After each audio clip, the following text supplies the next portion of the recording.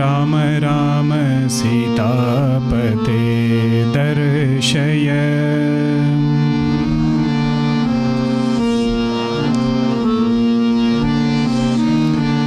राम राम सीतापते दर्शय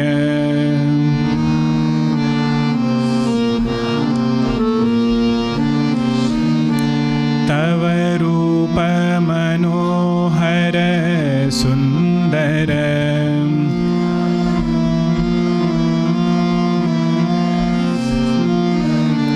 तव रूप मनोहर सुंदर तव रूप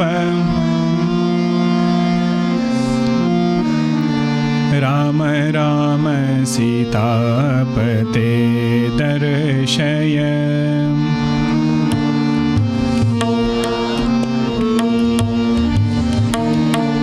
राम राम सीतापते श्रावय राम राम सीतापते श्रावय तव लीला कथा गुण मंदिर तव लीला कथा गुण मंदिर राम राम सीतापते दर्शय राम राम सीता राम राम सीतापते कारय राम राम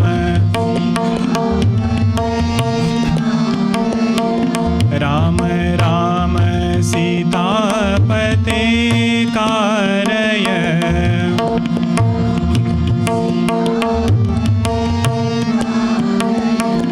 तव सेवा सदा ही सादर तव सेवा सदा ही सादर राम राम सीतापते दर्शय राम राम सीतापते राम राम सीतापते मां नय Ram Ram सीतापते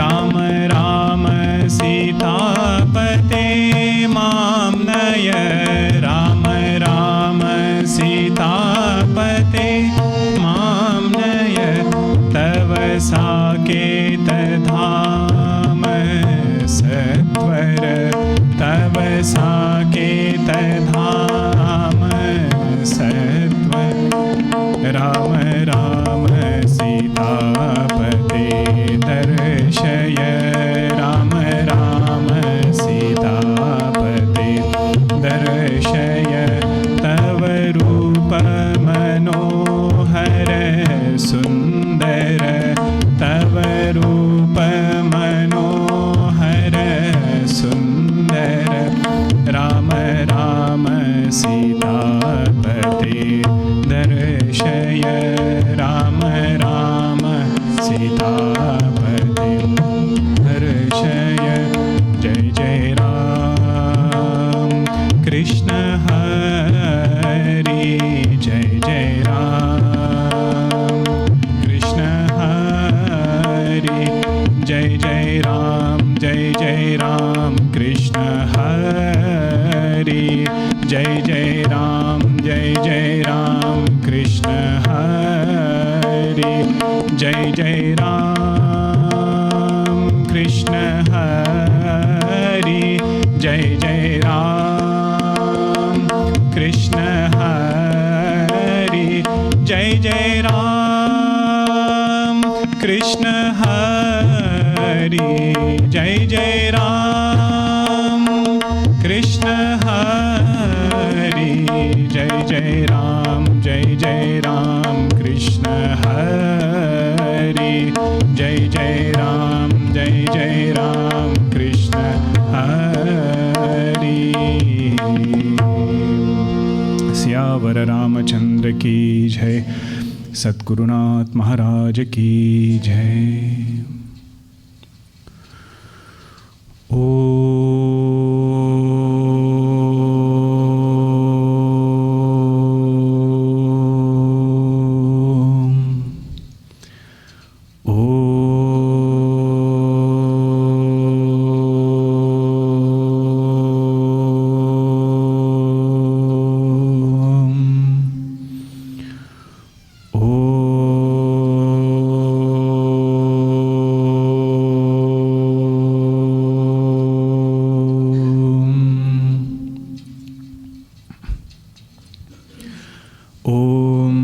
Sahanavavatu Sahanau Bhunaktu Sah Viryam Karavavahai Tejasvinavadhitamastu ma vidvishavahai.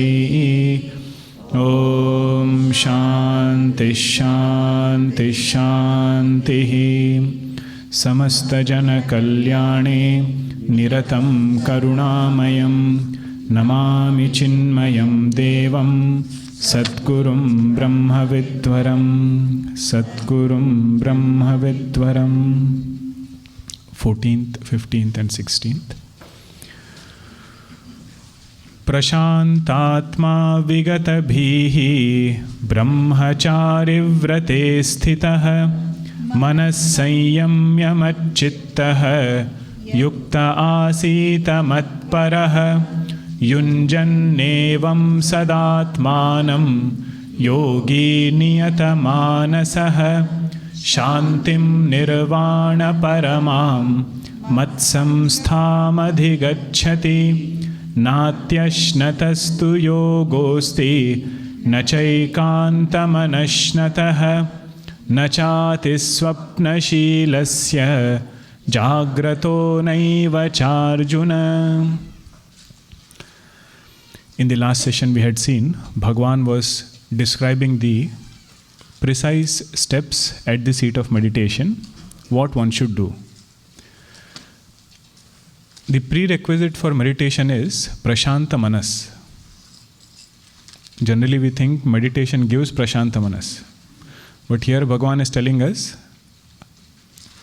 having been of a calm mind, sit down for meditation. Prashantatma Vigatabhihi. Free from all kinds of fear.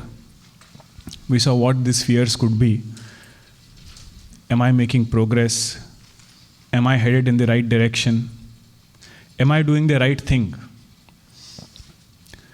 All these fears can be there for a meditator. Bhagwan says, letting go of all those fears, he is sitting down for meditation. Just like in other things it is said, we should do our actions, not expect any results. In meditation also we should keep doing it and not expect any quick results. Brahmachari vrate sthitah. He is seated with firm resolve that I am a seeker of truth. Manas sanyamya. This point I had mentioned yesterday in Saddarshanam class actually. There are different places where meditation topic has been described. For example, Panchadashi, chapter 1, it is described. Viveka Chudamani, it is described. Bhagavad-Gita Chapter 6, you will find it. In every place, there is a special technique which is emphasized. If you study Drigdrishya Viveka, there is one meditation technique described there. Over here, it looks as though Bhagwan is emphasizing on holding the mind still. Almost in every verse is repeating this point, Manas Sanyamya. Withdraw the mind and hold it still. In that calm mind, glimpse of the self is recognized. We don't have to put forth effort to create the self.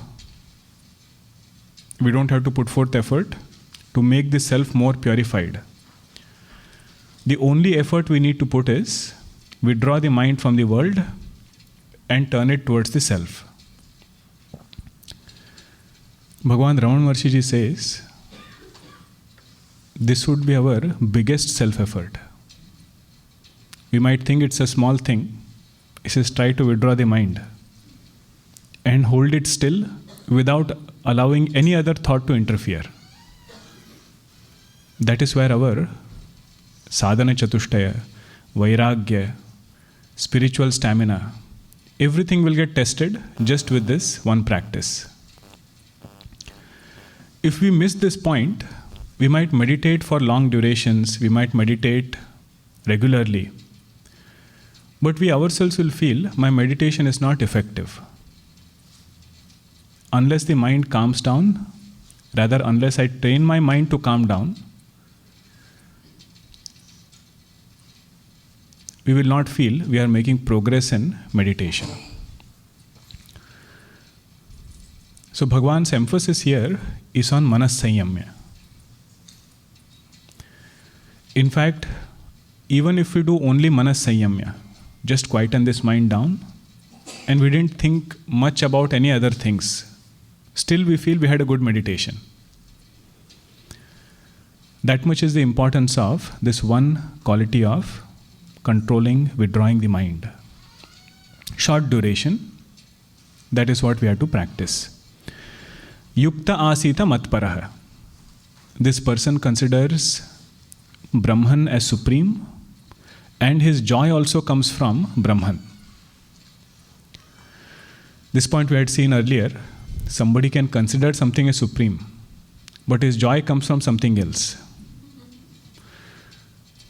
So this yukta, integrated person, is somebody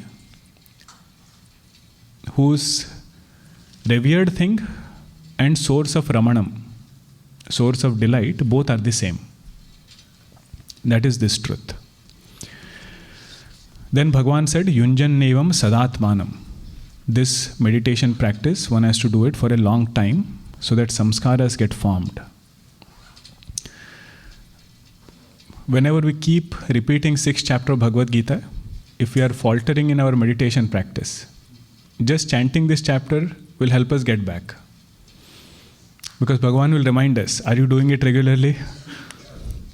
You know, these meditation apps, they have a very nice feature where they ask you, do you want us to remind you to meditate?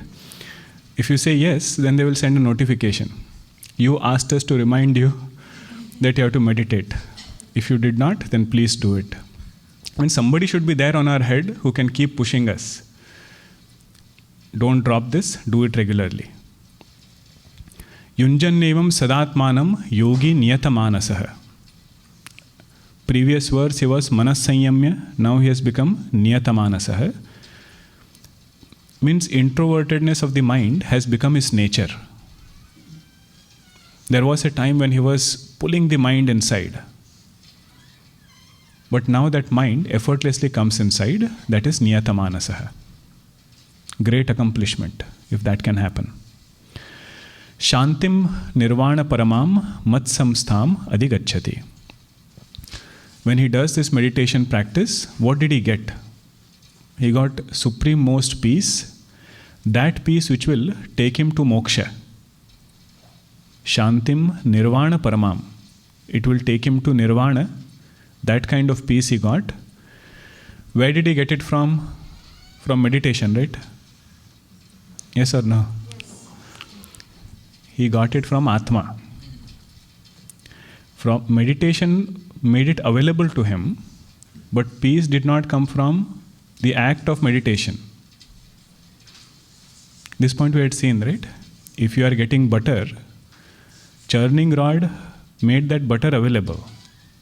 But if somebody asks where did butter come from, we don't say churning rod.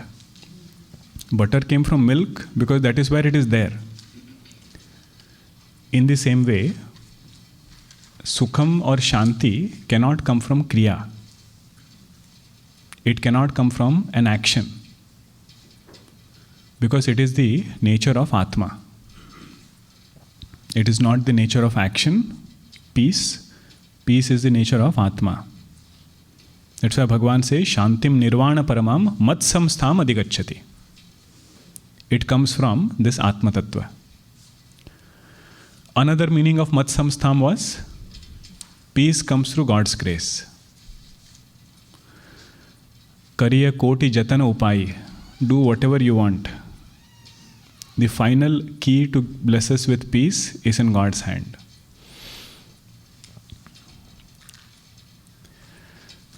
Sixth chapter is like a swing. On one hand, Bhagwan will take us to the highest philosophy. Next part, he will mention about what to eat, how to walk, how to talk. Next verse, he suddenly switches. To whom this meditation is not possible. Who is that person who cannot meditate? He said, Natyashnatastu yogosti. Person who overeats or eats at erroneous times. he goes between fasting and feasting, that person cannot meditate. That is the first thing. Nacha ekantam anashnatah. And if somebody does not eat at all, for that person also meditation is difficult. Means appropriate measure of food is needed. If it is less, it will not nourish. If it is more, it will harm. Nachati swapna shilasya. If somebody is oversleeping, that person also cannot meditate. You will notice, if you miss your morning hour of meditation or morning slot of meditation, once it is past 8:39, almost impossible to get it back. Unless you have set your time to meditate in the evening or night. If you set it in the morning and you miss it, very difficult to get that time back. So Bhagavan says here, the one who doesn't have a good sleep routine, very difficult to meditate. Jagrato naiva charjuna. One who stays awake all the time, does not get sufficient sleep. That person also cannot meditate. Now next verse, he mentions it in a positive way. In a positive way, he is going to mention it.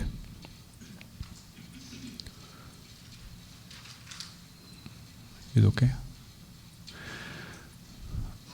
Who can meditate? Yuktahara viharasya yuktacheshtasya karmasu yuktahara viharasya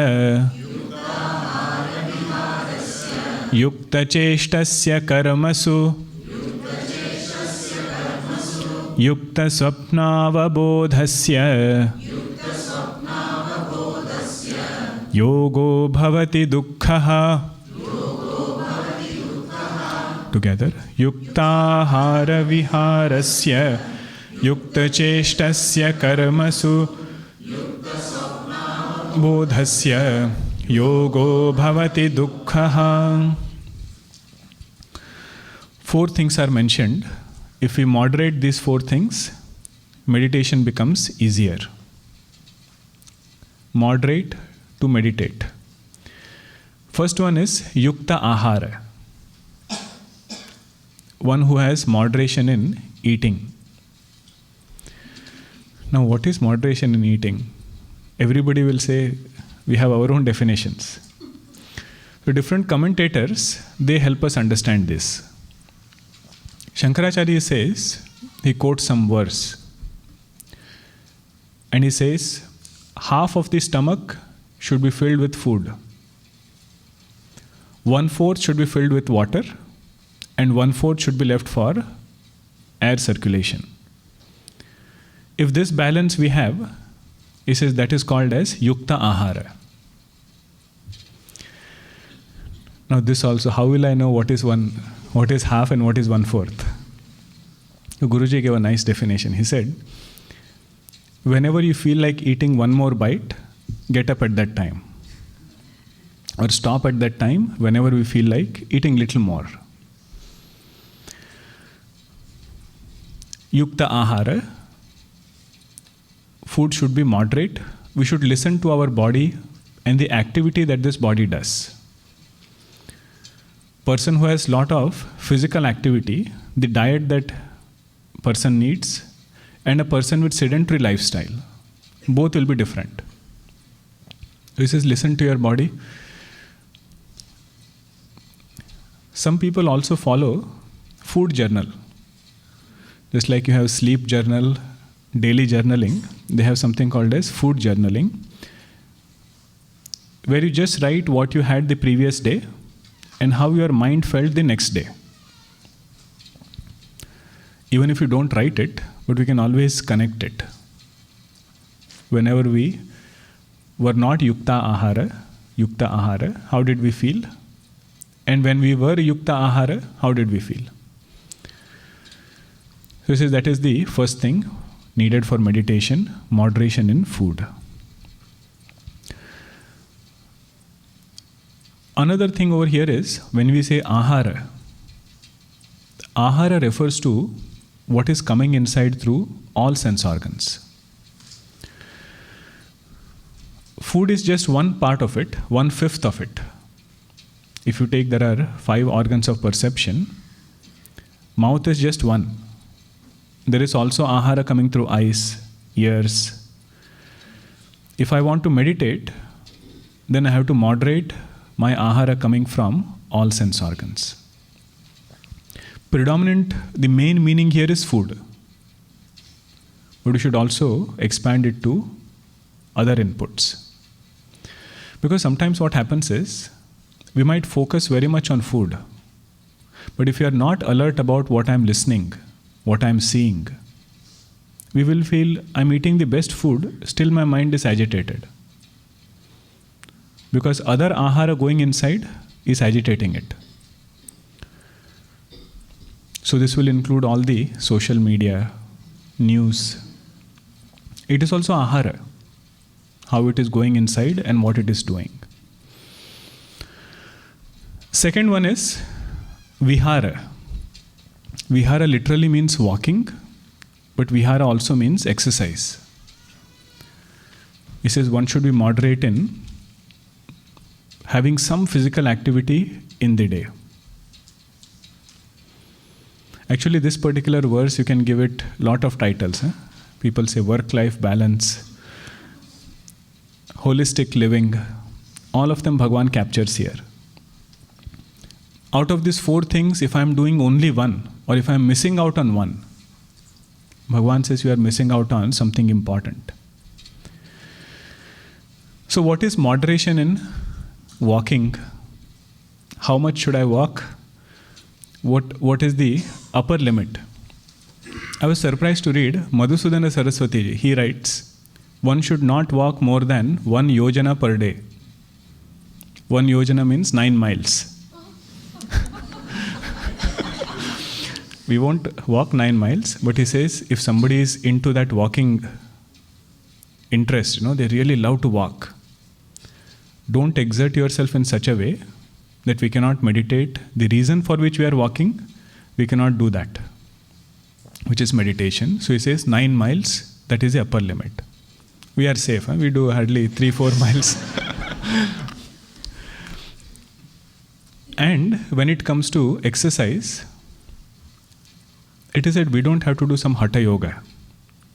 If somebody does it, well and good.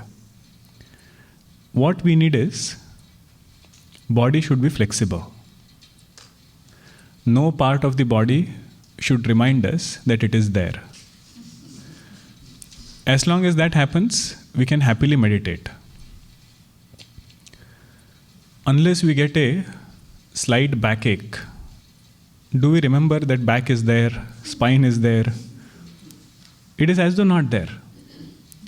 But moment something starts hurting, whole meditation will be on that.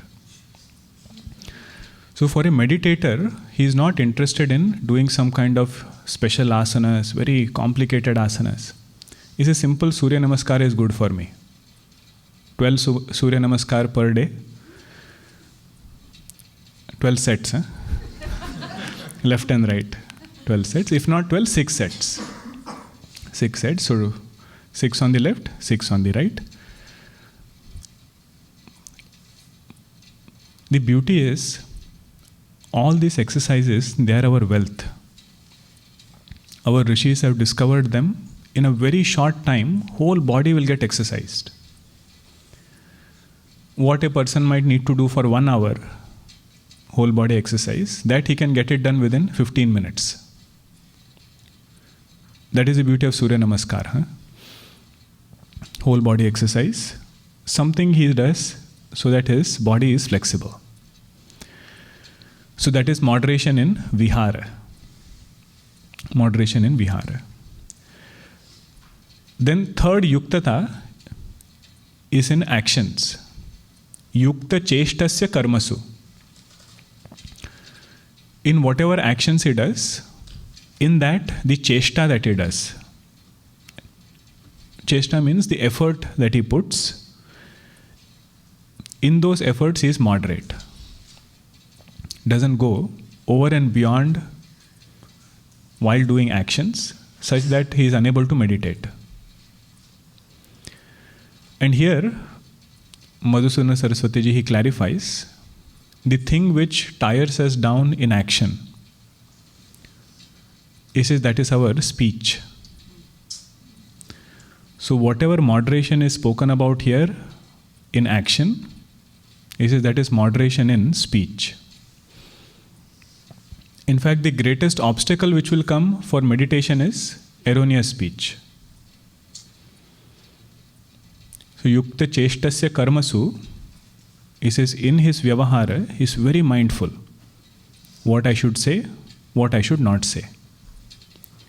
That itself is moderation in cheshta, moderation in karma. Next comes the most important one. Yukta swapna avabodhasya. One who is moderate in sleeping and waking, that person can meditate well. Now, what is this moderation in sleeping and waking? First, let us understand the traditional meaning. We should also know what is the actual traditional understanding of this verse, yukta. You all must have heard that a day is divided into praharas, 3-3-hour time slots. Even if you listen to some raga, they say Ratri ka pehla prahar, Subah ka dusra prahar. Means that time it should be sung. Prahar means set of 3 hours. So broadly, you can divide it as day and night.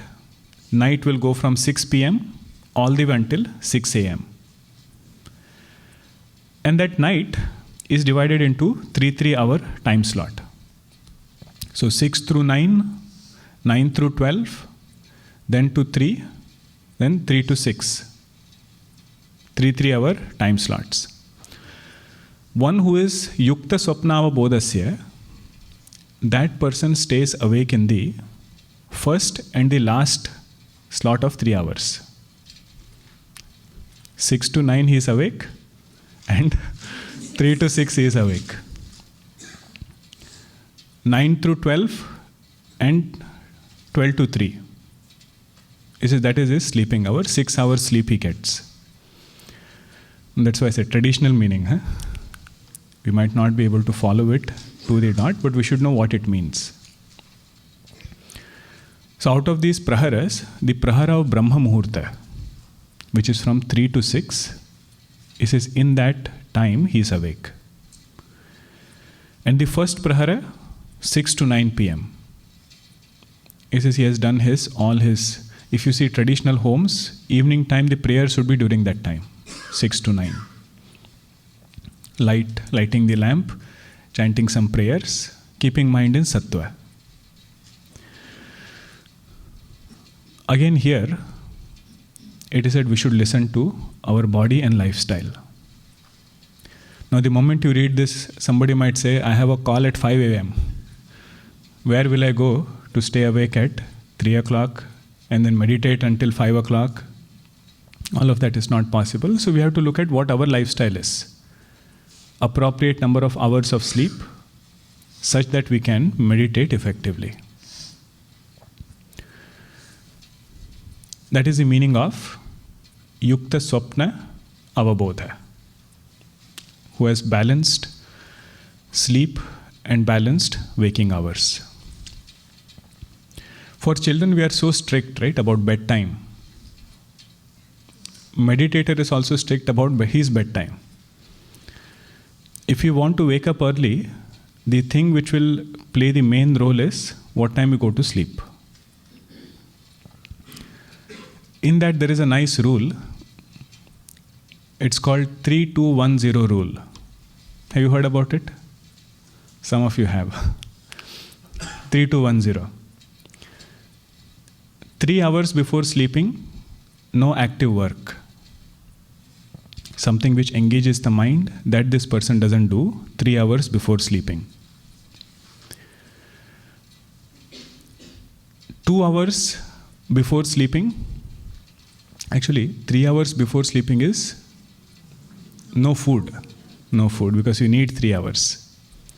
Then 2 hours before sleeping is no active work, which engages the mind. Then 1 hour before sleeping is no screen time. No screen time, 1 hour before sleeping. And 0 is number of times you hit snooze on your alarm, so that this mind gets trained when it has to wake up. One who is able to moderate these 4 things. What are those 4 things?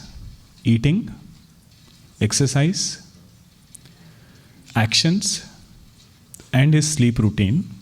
Last quarter is very beautiful. Yogo bhavati dukkhaha. Such kind of a disciplined life will remove sorrow from his life.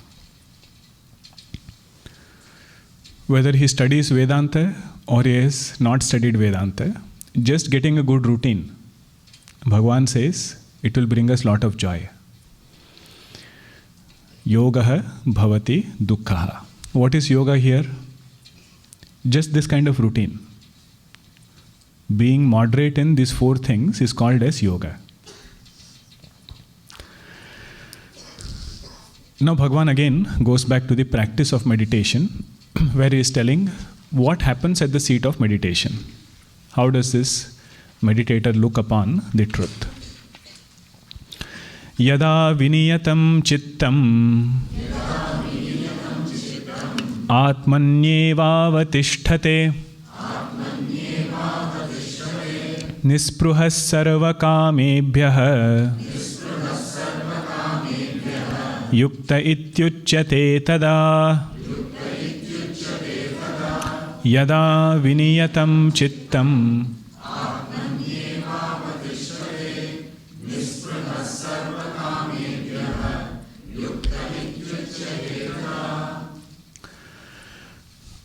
When do we call a person yukta?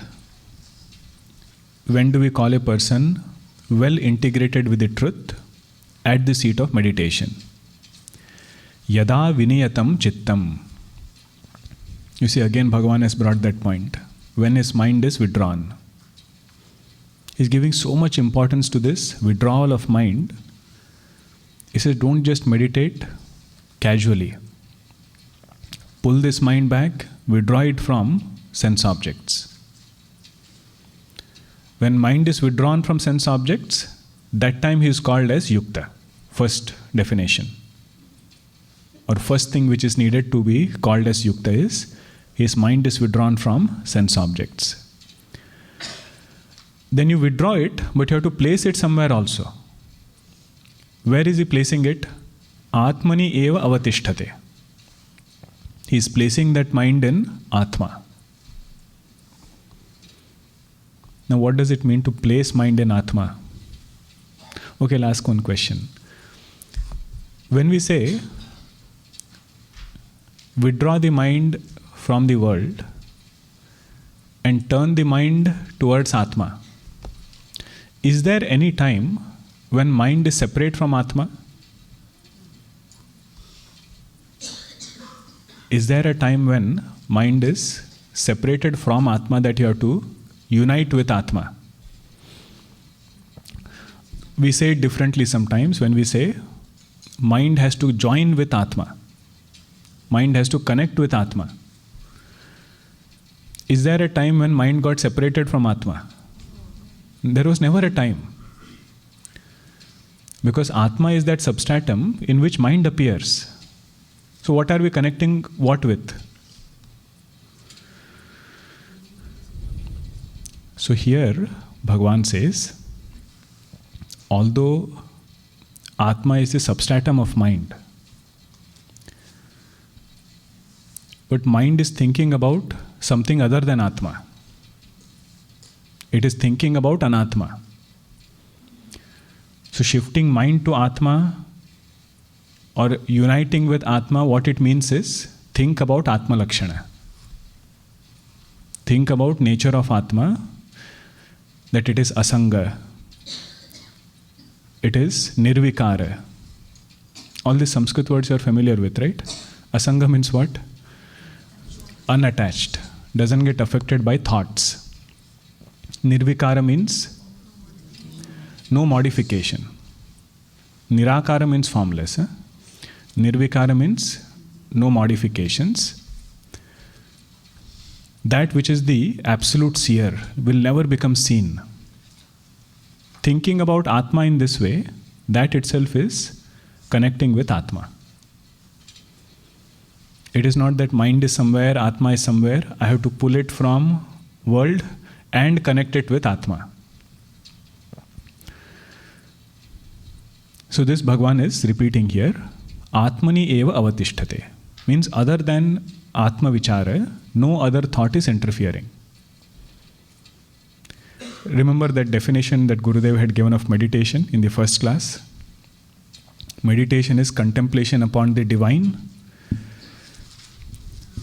maintaining a steady stream of similar thought currents at the exclusion of dissimilar thought currents. So dissimilar thought currents are anatma vichara. Means one thought will come of Atma, 10 different thoughts of world. That 10 different thoughts, when they keep going down, that is when we are progressing in meditation. Atma vichara should not have interference from anatma vichara. Atmani eva avatisthate nispruha sarva kamebhyah. Why do we get pushed to think about the world?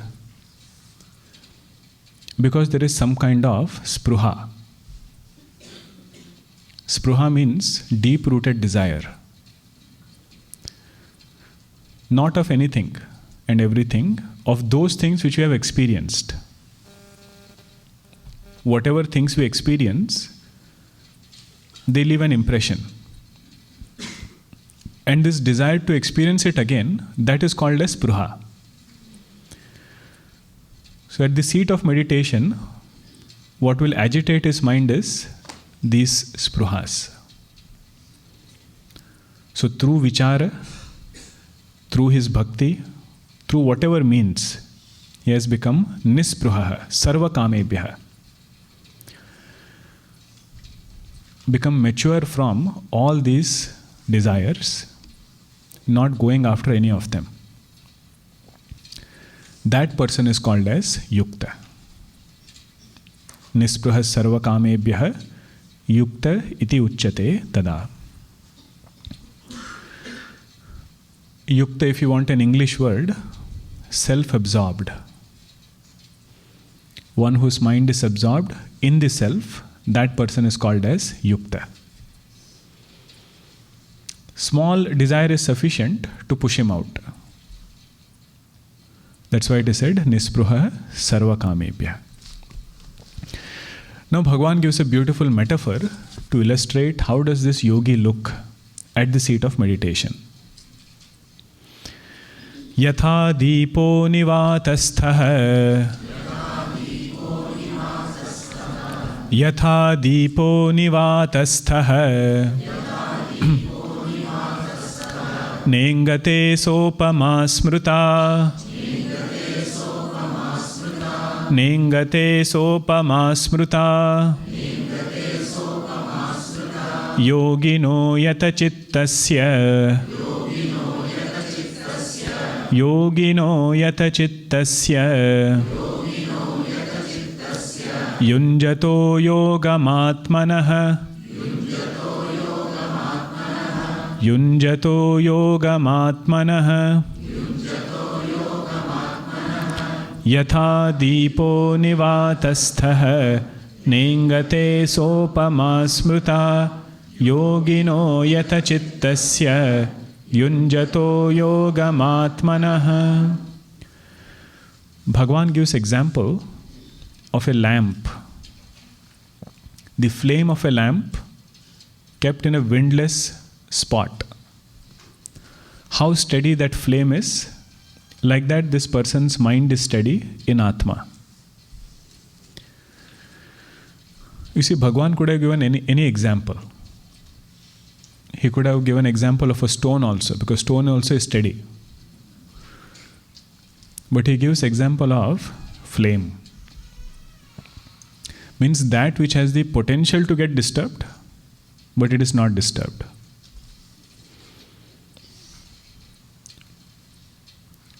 And that flame is Prakasha Rupa. That flame is having its own light. Like that, this Atma is Swayam Prakasha. Means it's self-luminous. It is not some inert thing that he is meditating upon. Yatha Deepo Nivatastha. Just like the flame is kept in an environment without any breeze. Very steady flame. Nivatastha. Na ingate. It is not having any movements. This example has been thought of by different yogis who are practitioners of meditation.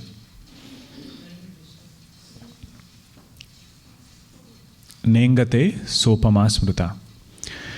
Yoginaha yata chittasya. Those yogis who are there, again he uses the word yata chittasya. Means their mind is withdrawn, held still. Yogino yata chittasya yunjato yogam atmanaha. They meditate upon this truth. They unite their mind with Atma. Yunjataha yogam atmanaha. This point we had seen earlier. Uniting mind with Atma means what? Thinking about Atma Lakshana at the exclusion of all other thoughts. That is all. There is no physical uniting with Atma. These are all very subtle points of meditation. Bhagavan is pointing out. He says, when you sit down to meditate, empty the mind from all other thoughts and just entertain thoughts about Atma. Now we will appreciate, if we have to entertain thoughts about Atma, what should I have done first? Shravanam. Then only I will know what is Atma Lakshana. That's why in Vedanta, out of Shravanam, Mananam, Nididhyasanam. Shravanam means listening, Mananam means reflection, Nididhyasanam means meditation. The main part of these three is Shravanam. Listening to nature of Atma, then removing the doubts through Mananam, meditation upon what I have heard. So we should never get tired of listening to Atma Lakshanas. Because actually they are giving us variety in our meditation. One day you can meditate upon Pratasmarami Hrudisam Spurad Atma Tattvam. Another day it could be Nirvana Shatakam. Mano Buddhyahankara Chittani Naham. One day it could be some mantras from 6th chapter only. Whatever Bhagavan has pointed out. If you are listening to Saddarshanam, every verse is for meditation of Saddarshanam. Atma Lakshana is something we have to listen very thoroughly.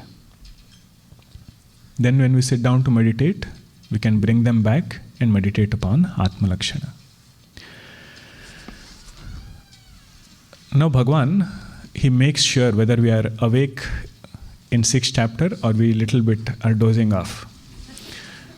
Next verse he will use the word Atma thrice. He says, you figure out what I want to say. Yatro paramate chittam niruddham yoga sevaya yatra chaivatmanatmanam pashyannatmani tushyate yatro paramate chittam niruddham yoga sevaya yatra chaivatmanatmanam pashyannatmani tushyate. Again he is repeating this point. Yatra uparamate chittam. That state where the mind is withdrawn, uparama means totally withdrawn and quietened down. No other thoughts are rising. He has trained this meditation technique in such a way that when he sits down to meditate, mind quietly comes down and sits.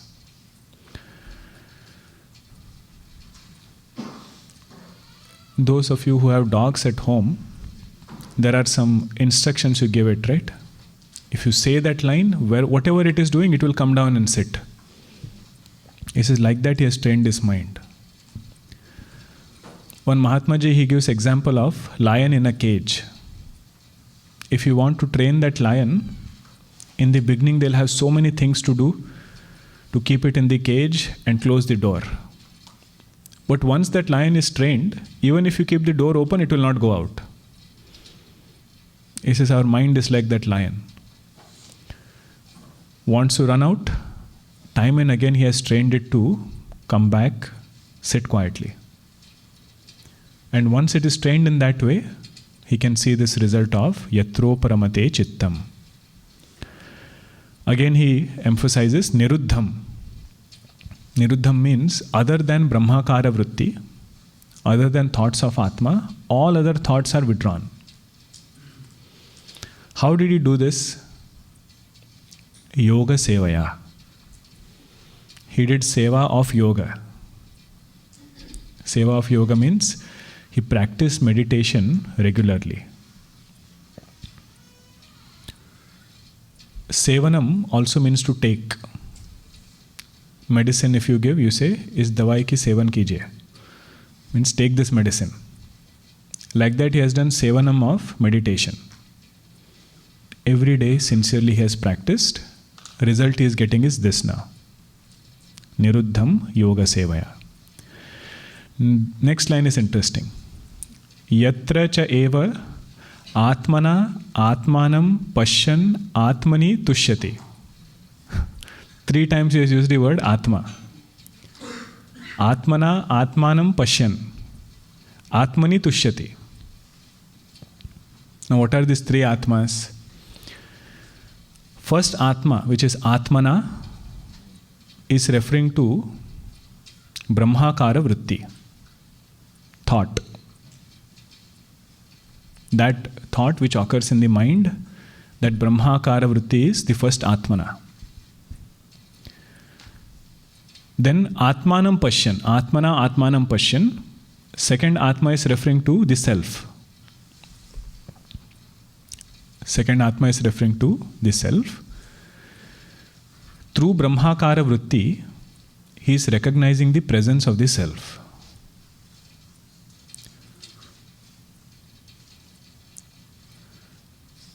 Whatever thought we have, that thought will show us something.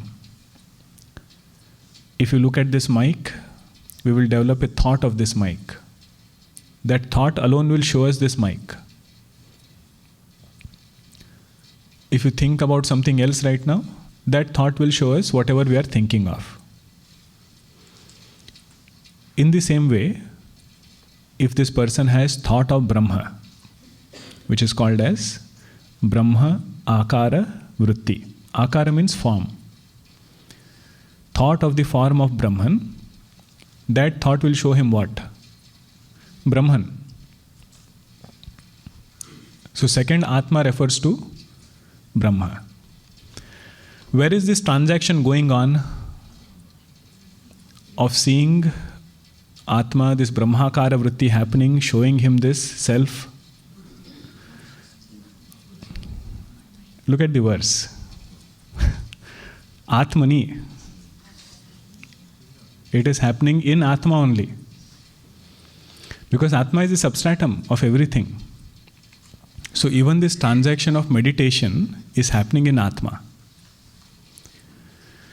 So having negated all names and forms, having understood that this self alone is Atmana Atmanam Pashyan Atmani Tushyati.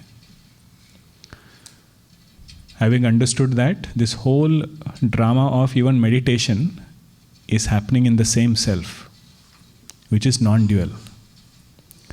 Having understood that, he rejoices. For the first time, he has come to get a glimpse of his infinitude. He says, what is my nature?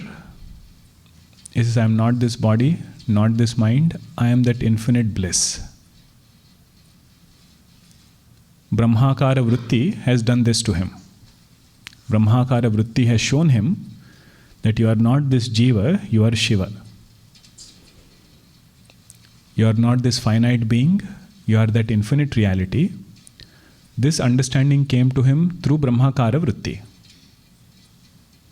And this whole transaction is happening in Atma. This also he has understood. Having understood that, he rejoices in bliss. If you notice this verse, you should get one question. Atmana Atmanam Pashyan, it is said. And just now you said Atma doesn't become an object. So how does he see Atma? Right? Atma never becomes an object of mind, object of sense organs. So what does it mean? Atmana Atmanam Pashyan. It is just like when we see our face in a mirror. We are seeing the reflection, but where is our attention? On the original. Although we see the reflection, we don't take that reflection to be real. Our attention is on original, our own face. Like that, in this calm mind, what is reflected is bliss of self. And what is available to him is Brahmakara Vritti. So through that Vritti, his attention is on the self. So seeing Atma is not like another object. Atmana Atmanam Pashyan doesn't mean he has made Atma to be another object in front and he is seeing Atma like that.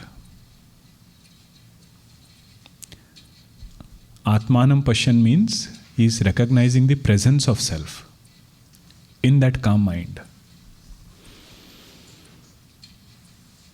The one who is witnessing this calm mind, one who is illumining this calm mind, that is the self. In that way he understands.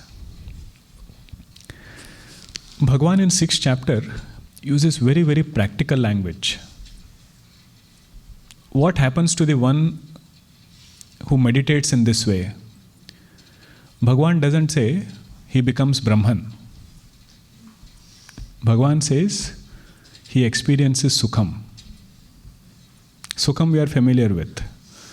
Sukham is what we are seeking. He says that what you are seeking, that this person gets. You see next verse how precisely he uses the word Sukham. Sukham atyantikam yattate buddhigrahyamatīndriyam vetti yatra na chaivayam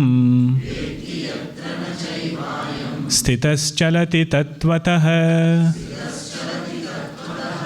Sukhamatyantikam yattate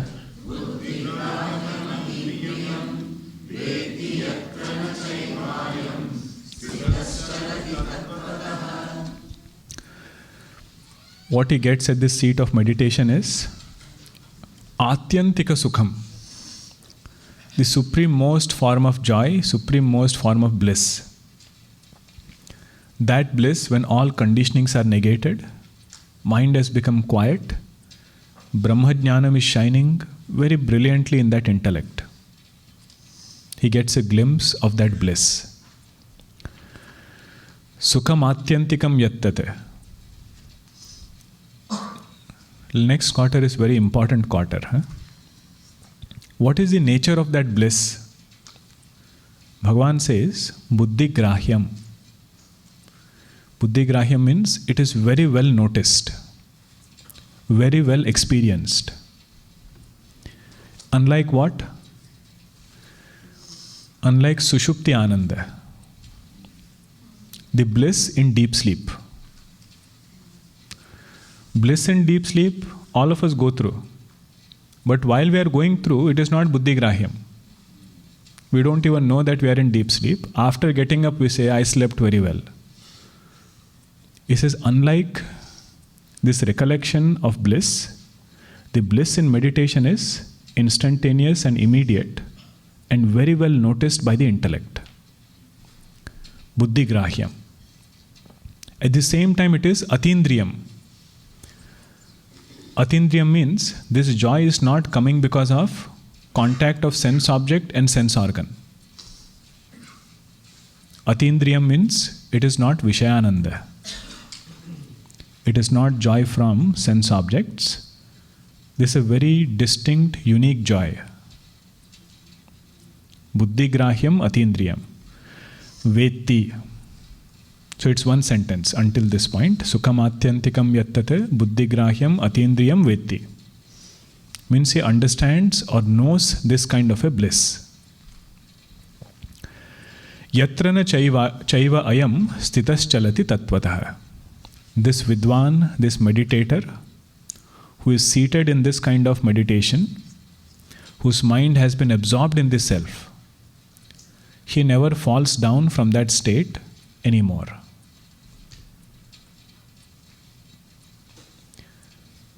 Ayam sthitah tatvatah na chalati. His name becomes Achyutah. Chutah means the one who falls. Achyutah means one who never falls. So his abidance in this truth is such that he never wavers away from that truth. This abidance came to him through the practice of meditation. Means it looks as though Bhagavan is telling us, just like all our notions, all our personality traits have been built through repetition, Vedantic ideas also can be re-emphasized through repetition. And the one who has done it successfully, for that person, this has become his nature. Just like other things become our nature, whether we like it or not. Once you start repeating it, it will become one with us. From that nature, we will never fall. Once it has become our nature, we will stay in that nature effortlessly. Like that, this kind of truth also, his abidance becomes such, he never falls from that truth. Sthitah chalati tatvatah. More we will see in the next session. Last time we had given you that one sheet. How many of you got it? I'm not asking you filled it. How many of you got it? Okay, good. Do we have more copies this time? What is that? Please, next time maybe if you can make some more. It's a very, very impactful tool. I know Thanksgiving, before Thanksgiving was probably not a good time to give. But next session, if we go back, sit down, 7 days if we are able to do it, no matter where we are in our sadhana, it will realign us. Based on 6th chapter, 7 to 8 questions, it's called spiritual diary. Just giving a feedback about how we are doing in our spiritual growth. Okay. Om Purnamada Purnamidam Purnat Purnamudachyate Purnasya Purnamadaya Purnameva Vashishyate. Om Shanti Shanti Shanti. Harihi Om Shri Gurubhyo Namaha. Harihi Om.